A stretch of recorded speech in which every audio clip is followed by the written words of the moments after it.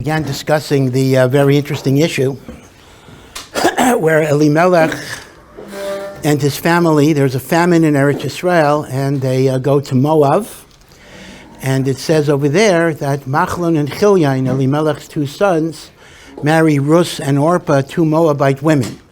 Actually, it doesn't say in the Megillah, but according to Chazal, Ruth and Orpah were actually sisters, and they were the daughters of a Moabite king, Eglon Melech Moab, who was no big tzaddik, but in the book of Shoftim, you'll recall that Eglon Melech Moab was actually killed. He was a heavy guy, and Ehud ben Gera, a shofet, came and stuck a knife that went all the way, the knife disappeared into his belly. And the Gemara says, why was Eglon Melech Moab zeicha to have a tzaddikess like Ruth? Because when Ehud ben Gera said to him, I have a message from Hashem, Eglon stood up and took 3 steps forward. And b'schar, the 3 steps, he was zeicha to this great zechus. So then it says, Machlon and Chilyon died. Elimelech died. So there are a lot of questions. First of all, why did Elimelech die? And why did Machlon and Chilyon die? So the Gemara in Bava Basra gives a number of reasons. And the primary reasons are, number one, they committed the sin of leaving Eretz Yisrael, even in time of famine. And indeed, the Ramban points out that when Avraham Avinu left Eretz Yisrael to go to Mitzrayim, that was a sin as well. You don't leave Eretz Yisrael. Number two, part of why Elimelech left was Soros Ayin. In other words, he was very wealthy, and he didn't want to share his wealth. He figured there'd be so many beggars coming around, so he left because of Soros Ayin, and that's why it's pointed out, he thought Moab would be a congenial place, because Moab represents selfishness. Right? They didn't give us food and water. He says, the Moabites will understand me. I can go to Moab, they'll understand me. So the Gemara in Bava Basra does not say that there was anything to do with intermarriage or whatever it would be. Elimelech died for that reason, and Machlon and Chilyon were his adult sons, and they had the same attitudes, and they died because of that. So the pashtus of the Gemara is, this was not intermarriage, because Ruth and Orpah had converted already. They technically were Jewish. Who was the Beis Din? Who knows? But they technically were Jewish, and that is why there is no mention of any sin. In fact, the only sin people accused them of were the issue of marrying Moabites, even if they convert. And that's not a sin, because you're allowed to marry a female Moabite.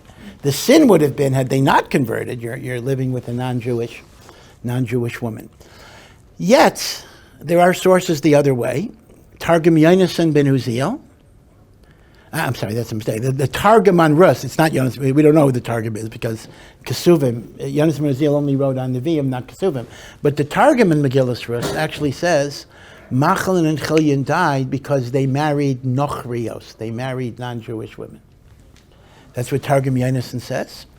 And even Rashi says that Ruth and Orpah, he doesn't say that's why they died, but he says Ruth and Orpah were Nochrios biososha, that they were goyim. So let me just go over where you have the evidence going in different directions. First of all, if you remember, when Naomi decides to come back to Eretz Yisrael, and her widowed daughters-in-law want to go back with her, both of them want to go back. So Naomi tries to talk them out of it, say, go back, I'm old, and I'm never going to have a child again that you could marry. Go back to your home, go back to your family.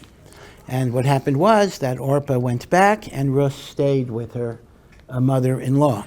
Now the Gemara in Yevamos says that from the conversation that Naomi has with Ruth and Orpah, we actually learn out how you deal with a ger, a non-Jew, who is converting to Judaism. That initially you have to discourage them. Initially you have to talk about how hard things are. Initially you have to talk about the fact that being a Jew, there's a lot of suffering and there's a lot of persecution. And only after they say they still want to continue, do you then accept them. And the raya is that Naomi was talking to Ruth and Orpah and convincing them to go back, and only after Ruth was stubborn did Naomi then accept her, and this is the limud of Hilches Gerus. But if the pshat is, that's a kasha, that Ruth, so that would support the idea that Ruth and Orpah were goyim, and as a result, the issue is they want to join the Jewish people, so Naomi has the duty to discourage them. So that actually fits the Targum on Megillah, and that fits Rashi, that they were goyim. And that's why there's an issue of discouraging them. Because if they already were Jewish, how could you possibly tell them to go back to Avodah Zarah and everything else? However, the fundamental contradiction to this is the narrative that occurs later. There's a man, Boaz. Now, Boaz is not a brother, obviously, of Machlon and Chilion, but Boaz is a cousin. Boaz is a cousin, and Boaz initially is a benefactor, but Naomi kind of says to Ruth, make yourself attractive, appear to him, so he will marry you, and by marrying you, he will perpetuate the seed of Machlon, your husband, my son that died, Ruth's husband. Now, the Ramban explains in Chumash that what is going on here is what you might call a non-mandatory type of yibum. What do I mean by this? There is a mitzvah of yibum in the Torah that when a man dies without children, there's a mitzvah on his brother to marry the widow in order to perpetuate the spiritual soul of the man that died without children. Now, obviously, the chiyuv of yibum is only to a brother. But the Ramban points out that there's something called the chiyuv of yibum, and there's something called an inyan of yibum. The concept of yibum can apply to any close relative who kind of marries in order to perpetuate a neshama.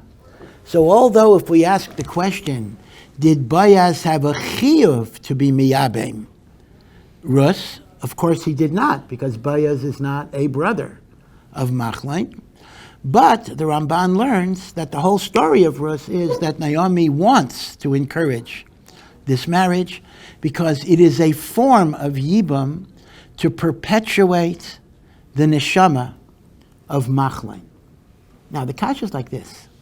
The notion that marrying a widow and having a child from that widow perpetuates the neshama of the deceased is only if the deceased had a marriage with the woman. I mean, if a guy is, even a Jewish guy, if a guy is living out of wedlock with a woman, there's not going to be any inyan that this woman is connected to his neshama and will perpetuate the neshama. And kal v'chomer, if chas v'shalom somebody marries a goy, that's not a marriage. So if Ruth was not Jewish until she converted after Naomi tried to discourage her, then her marriage to Machlon was a non-marriage.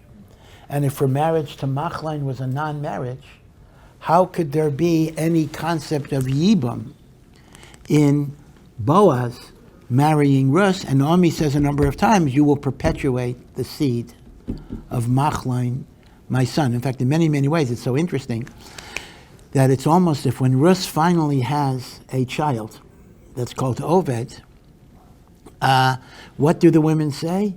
Naomi has a son. A son has been born to Naomi. What do you mean a son has been born to Naomi? A son was not born to Naomi. She's an old woman. A son was born to Ruth. But the answer is no. The neshama of Oved was the neshama of Machlon. It's as if Naomi got her son back. That's how Yibam works. Yibam perpetuates the soul of the person who died. But that only works if there was a marriage. If Ruth was a goy when Machlon so-called married her, and then she became Jewish, there would be no perpetuation of Machlon through a Yibam type of marriage. So that would indicate the other way around. Ruth was already Jewish. But if Ruth was already Jewish, how could Naomi discourage her? So mimanavshach, you got a problem. Meaning, if the pshat is Ruth is already Jewish because she converted, so that explains the Yibam, but that doesn't explain how Naomi could try to talk them out of it. Elamai, she's trying to talk them out of it because they're still goyim. And as the Gemara says in Hilchos Geirus, you try to discourage the guy from converting, so that fits. But then you're back to the problem, how could there be any notion of perpetuating the memory of Machlein by a type of non-mandatory yibum, right? In such a situation, there was no marriage to begin with, right? Marriage to a guy is not a marriage b'chlal. So you have an internal contradiction, you see, within the Megillas Megillas Ruth itself. So it's difficult. I mean, again, Rashi does say beferish that Ruth and Orpah were goyim, and the Targum says beferish both Ruth and Orpah were goyim, but that's very, very schwer. That does not fit the idea of yibum.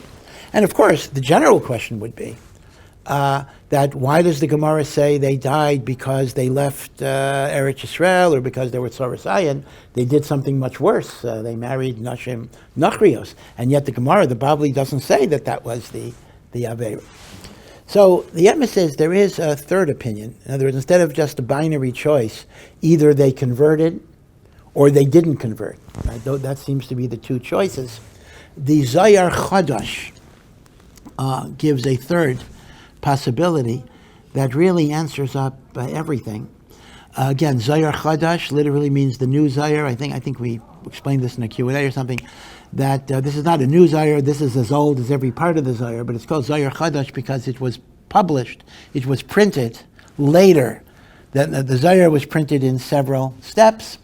So there was the original thing that was printed, and then when they printed more of the Zohar, that was given the name the new Zohar, although it wasn't new, it's just, it was printed or was publicized at a later date. It was another discovered manuscript.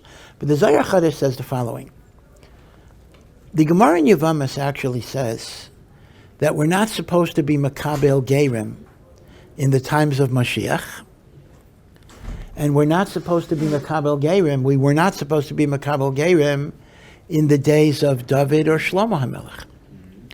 And the reason is that we only accept gerim when times are bad for Jews, which, Baruch Hashem is most of our history. But when Jewish people are at the ascendancy, when they're powerful, when they're influential, when it's great to be a Jew, so we don't accept gerim at that point, because there's always going to be a chashash that maybe they're not sincere.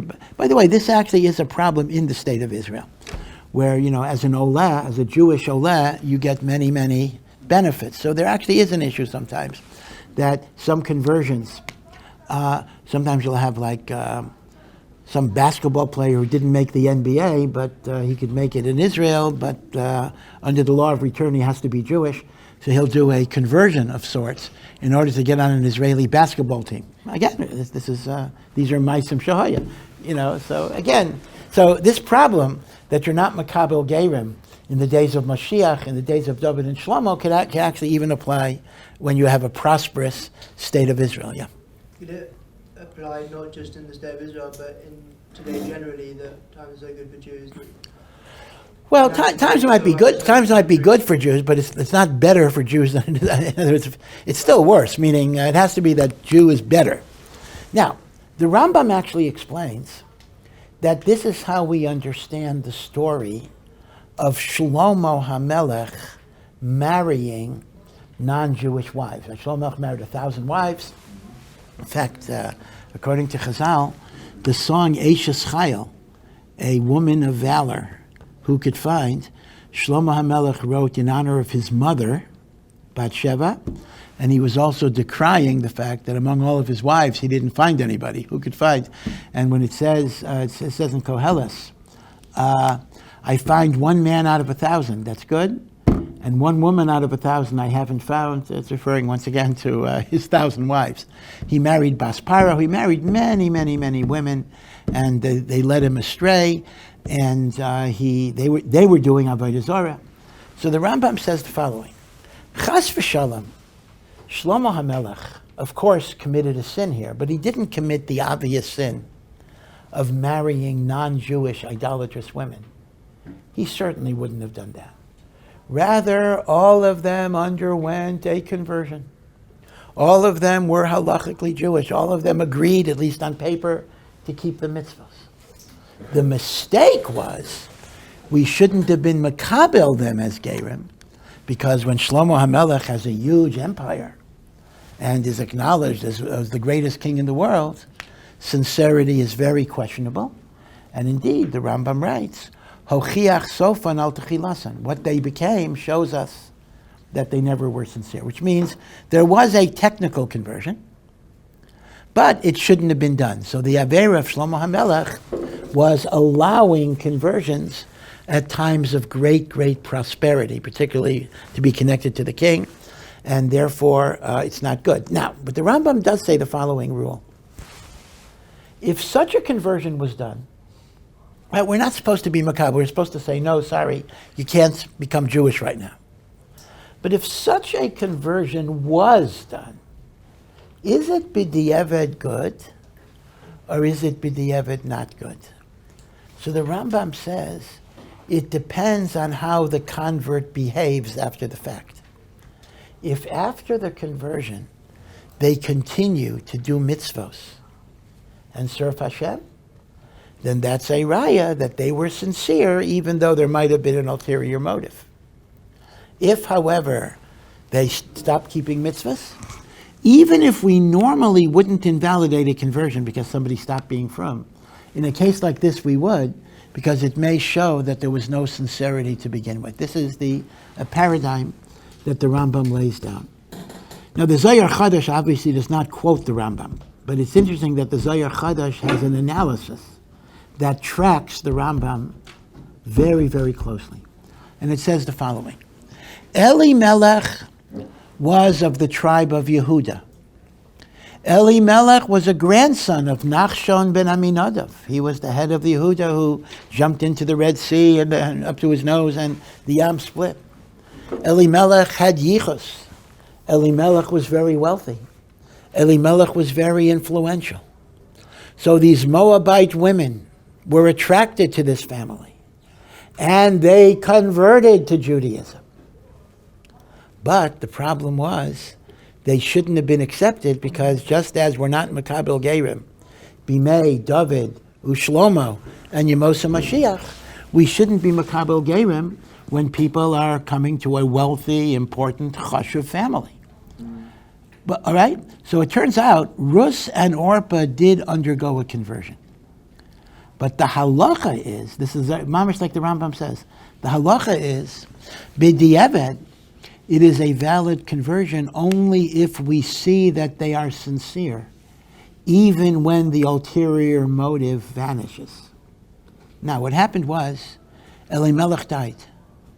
The estate has been dissipated. They're poor. They're penniless. They don't have power or influence. Now is the test. Is the conversion sincere? So Naomi is supposed to talk them out of it, even though they're already Jewish in a sense, to test their sincerity.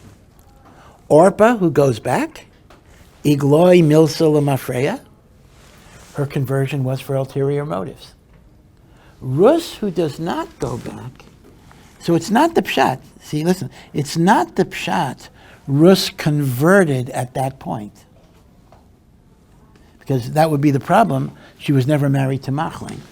Rather, Ruth is indicating at this point that her motivations were sincere, so she became Jewish. She didn't have to go to the mikveh again. She became Jewish, not at the time that she says, I want to be a Jew.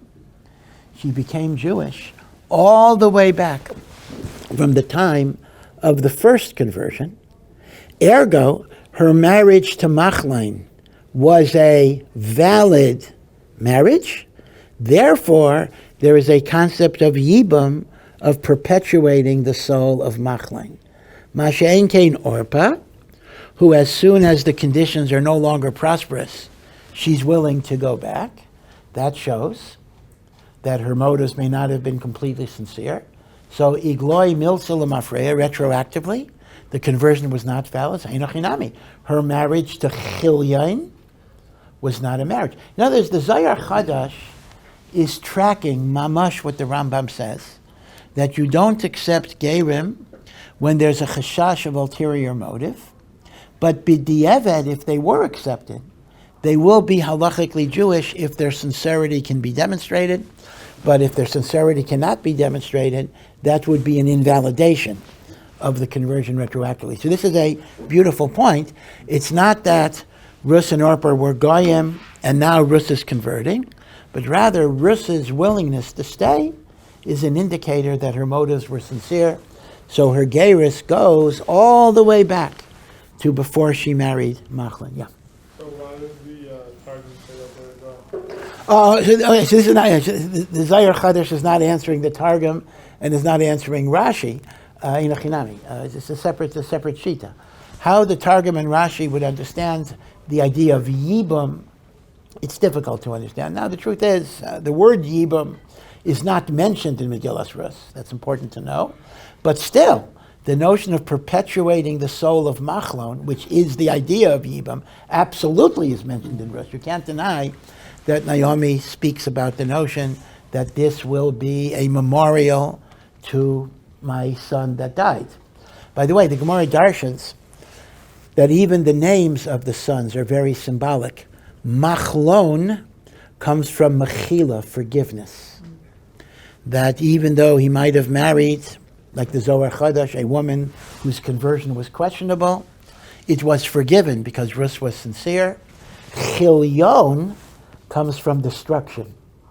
Chilyon, because indeed Chilyon died and he didn't have anyone to perpetuate his lineage because there was no marriage to Orpah and the like. And of course the word Orpah itself, well, Ruth and Orpah also, the Gemara in Brachos says, has symbolic meanings.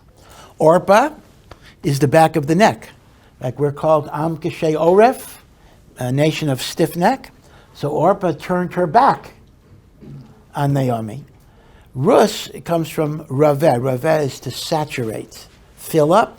And the Gemara Darshans, it's a remnant to David HaMelech, who filled Hashem, so to speak, with beautiful songs of praise in Tehillim, right? So Rus and Orpah.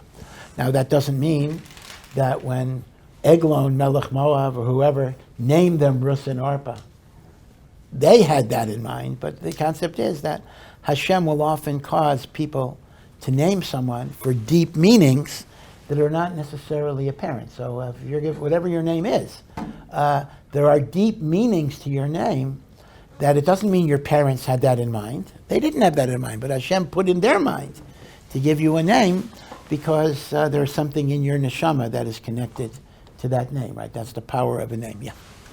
How did Orpah go from a, I assume, somewhat decent, nice daughter-in-law to this depraved, sordid person literally overnight?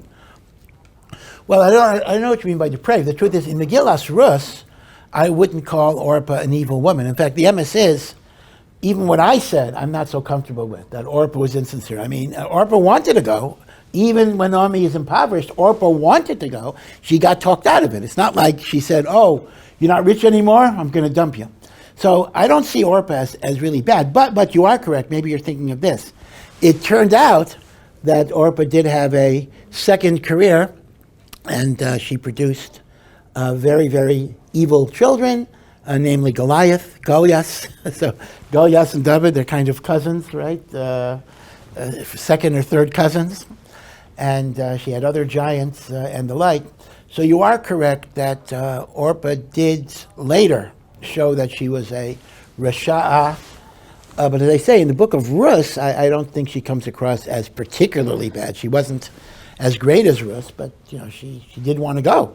It's not like she dropped. I mean, you could imagine somebody who says, "Oh, I married you because I married into this family because you're rich. Now that you're not rich, forget about it." No, Orpah didn't have that attitude. She actually wanted to initially go. Okay, so that's like one halachic issue I wanted to address, the issue of the conversion of Ruth and Orpah, and the issue of what is called quasi-yibam. Again, it's not mamash yibam, because Boaz is not a brother, Boaz is a cousin, but as the Ramban writes, there is a concept of perpetuating the neshama even by other relatives. Yeah. Wait, so did Ruth convert when Naomi said to her, like, okay, like, you can join me? Or was it like once they got to Eretz Yisrael, she sat before a beis din of 3 people and went to the mikveh and did all that stuff? Well, no, according to the Zohar Chadash, Ruth converted in Moab. She didn't convert then, and she didn't convert in Eretz Yisrael. She converted in Moab, and Naomi is just testing the sincerity of her. Remember, according to the Zohar Chadash, there was no conversion at all in Eretz Yisrael or even with Naomi. Now, like Rashi, that's a good question. Like Rashi, if Rashi is learning that Ruth actually had to convert, so you could ask the question, well, did she convert on the way to Eretz Yisrael? Again, who's the Basin? That's a good question. Or did she convert in Eretz Yisrael? That we really don't know. But again, according to the Zohar, remember, she did not convert. She already converted all the way back. Okay? So that's one particular issue. Now, they get to Eretz Yisrael. Naomi is very, very poor, etc. And as a result, Ruth has to glean in the fields. And again, what is being described here are the mitzvos of the Torah. There are 3 mitzvos about poor people in fields. 2 of them are in Megillas Ruth. 1 of them is not. There is leket, shichacha, and peah. Okay? Now these are different. Let me point out. Meiser ani, that you have to give on year 3 and year 6, 10% of your grain in Eretz Yisrael to the poor.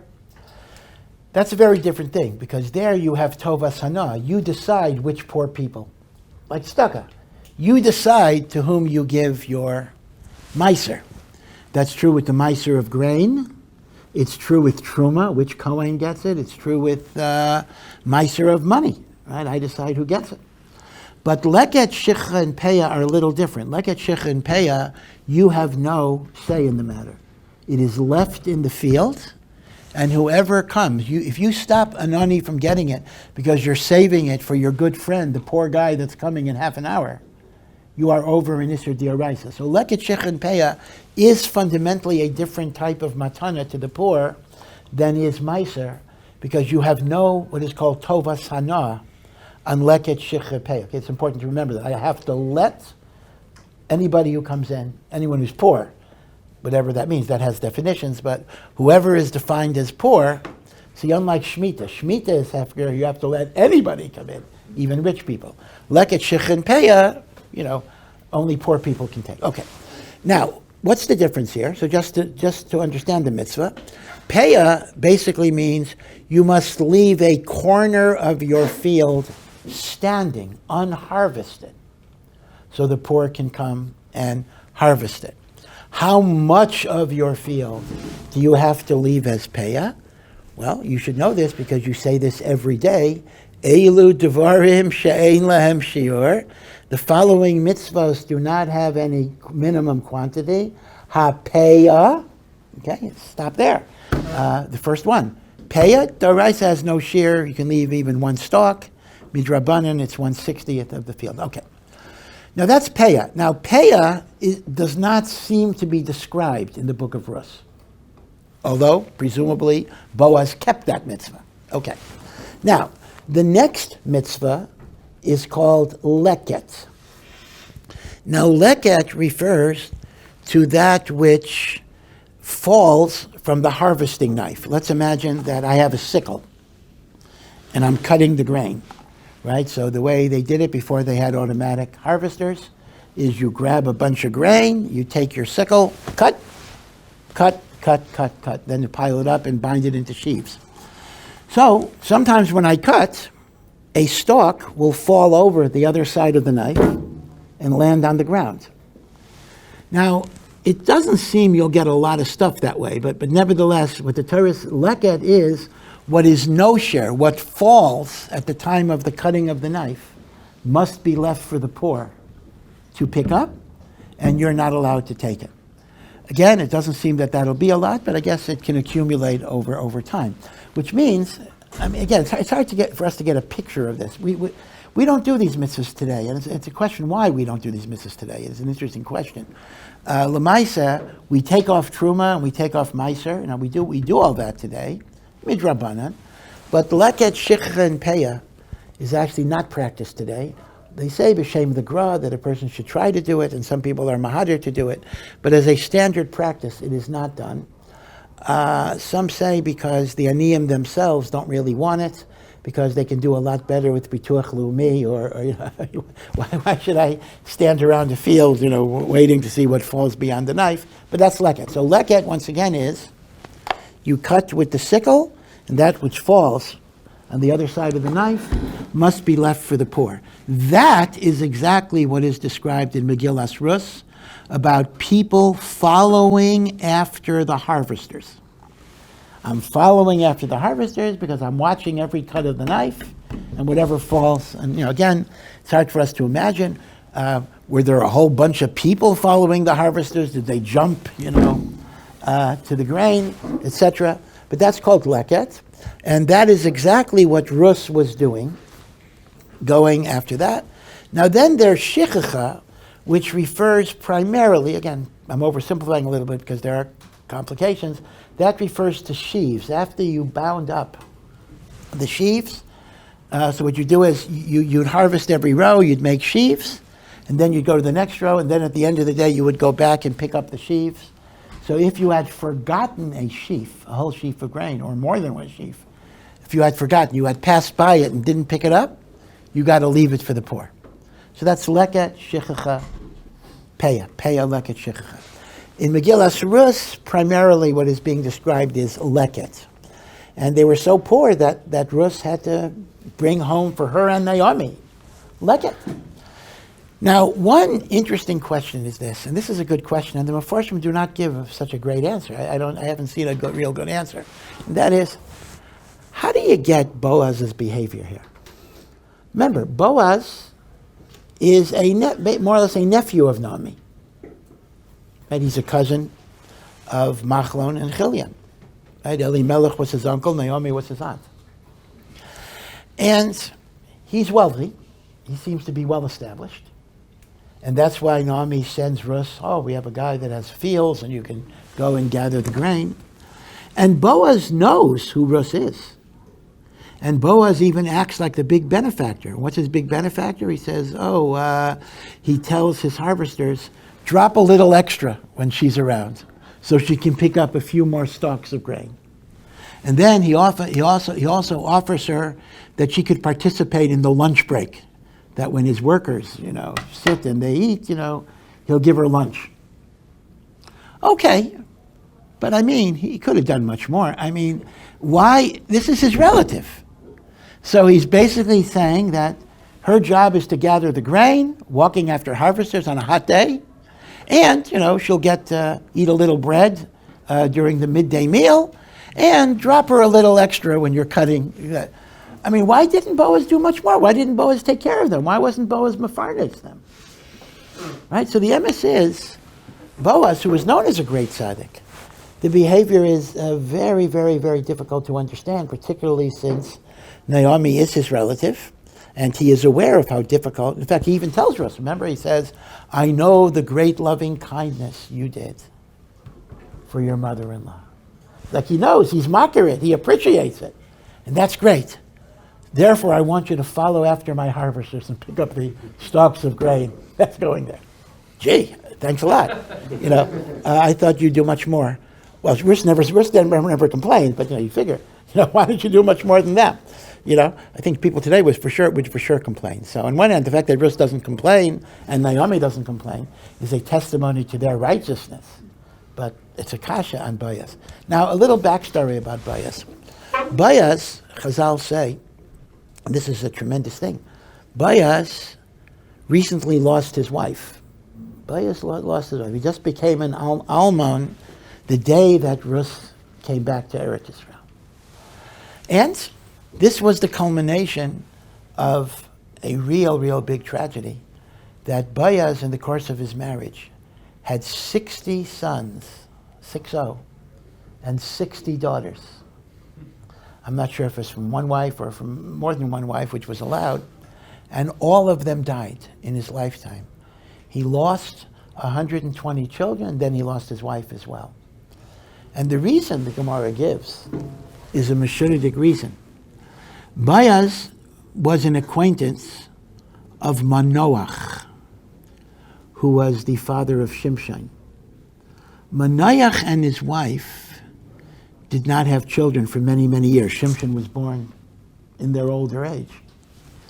So it says, Boaz made 120 weddings, and he never invited Manoach to any one of those weddings, because he said, why should I invite a guy to a wedding who's never going to invite me to a wedding because he's not going to have any kids. So I'm not going to invite him because I'll get nothing out of it. A pella. So, as an onesh for knocking Manoach because he didn't have kids, says all of Boaz's kids were taken away. And Manoach had Shimshon, who Shimshon also died tragically, but Shimshon was a great hero that did much for Klal Yisrael. This is, once again, an extremely difficult medrash to understand. What's going on with Boaz here? Boaz doesn't invite Manoach to 120 weddings because he figures he's not going to get a wedding invitation in return. So the truth is, the way I understand it is that Boaz was actually being sensitive. In other words, Boaz was obviously unusually blessed with children. And here you have Manoach, who was not even given a bracha of a single child. So he figured, I don't want to rub it in. And you can understand, I don't want to keep on inviting him to wedding after wedding after wedding after wedding. In fact, you'll often find, rightly or wrongly, people who are struggling with infertility are not that, this is not a generalization, but it's sometimes true, often true actually, they're not that comfortable around families with children because, it reminds them of their situation. I personally don't think that's a correct attitude, but Lamaisa, that is an attitude. So, in defense of Boaz, I think Boaz didn't want to hurt Manoach by inviting him to a wedding like every day when Manoach doesn't have children. So Boaz's kavanah, we assume, is l'shem shamayim. But if Boaz's kavanah is l'shem shamayim, so why is there such an awful punishment? The answer is, again, an amazing thing, which is not a comforting thought, that even though it was Boaz's kavanah to spare Manoach pain, it caused Manoach pain because it's as if Manoach was singled out. Because every wedding, the same group of people show up at every wedding. And they know Manoach is part of the circle, and Manoach is never there. So people say, Manoach's not there, I guess, because he doesn't have kids. In other words, what started off as a consideration for Manoach turned into bizayon, and you see, unfortunately, the tremendous consequence that when someone is shamed, there will be a great onesh for that shame. So the point is, Boaz was a broken man. And in fact, I mentioned yesterday that Boaz should have died already. Hashem kept Boaz alive so he could consummate a marriage with Ruth, and from there, David HaMelech would be generated. Boaz was kind of artificially kept alive for this particular moment. Yeah. I don't know, but I assume that all of Boaz's children didn't die in one day. So why after kid number 16 dies, kid number 25, kid number 102 dies, how come he never did tshuva? I don't know. I really don't know. I mean, you are correct. I don't think there's any proof that they all died in one single calamity. They died over time. I suppose you can have the same kasha about the Talmidim of Rabbi Akiva, right? It's the same problem. 24,000 over the Omer period, thousands and thousands are dying because they don't show kavod zelazah. Why can't they stop the process at some point by doing tshuva? I don't know. It's a good question, but Lamaisa, this is what the Medrash says. So one kasha to think about, again, even though Shavuos is coming, but, I'm going to continue rest for 2 or 3 sessions afterwards. I mean, once we started it, it's kedai to go over it. But one of the questions to think about is, why is Boaz behaving this way? Now, some want to suggest that it's embarrassing to take tzedakah. But it wasn't embarrassing to take leket, shich, and peah because you were kind of working for it. So some say that Boaz wanted to preserve the dignity of Ruth and Naomi by making them working poor rather than recipients of tzedakah. I think that's pretty schwer because it's one thing if the poor people assisted in the harvest. They're working. I mean, this is not working. This is just collecting stuff for yourself. So it's hard for me to see why leket would be considered more dignified than taking tzedakah, because you're not working for the landowner. It's not like a work type of program. Yeah. what if there were other poor people there, and he didn't want to create envy between them and her, that she was getting favoritism, so she kind of behind the scenes, like I said, to leave some more extra for her. Yeah, so that's interesting. Maybe Boaz felt in his position he couldn't play favorites. Take this woman out and say, you're going to eat in my house, etc. On the other hand, if someone is family, I don't know. To say that this is your cousin, you want to take care of them, I'm not sure if it's the same type of problem. Okay, we'll stop here. Have a good Yom Tov. Do we have Q&A tonight? Did anyone announce anything? Do we have a question and answer time? Q&A? I would assume yes. Okay, beseder. Okay. All right, so we'll see you later.